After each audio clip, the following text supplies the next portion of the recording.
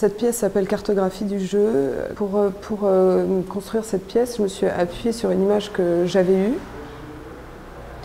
qui était assez précise. Il y avait ce cerveau, cette toile, et l'ambiguïté était, est-ce que c'est le cerveau qui a créé la toile ou est-ce qu'il s'est pris dedans?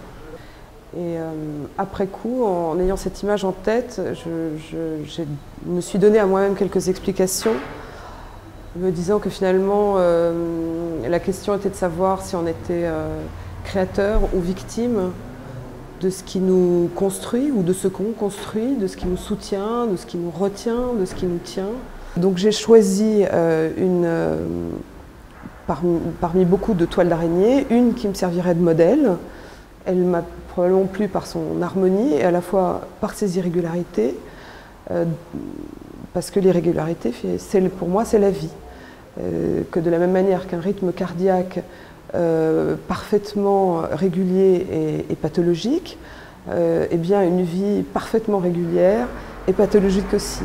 Une fois que la toile était déjà fabriquée, c'était un processus assez long, j'ai commencé à me dire qu'à chaque radian de la toile était comme une abscisse ou une ordonnée et correspondait à une préoccupation ou une contradiction de ma vie de tous les jours. Et j'ai commencé à faire des listes justement de sujets.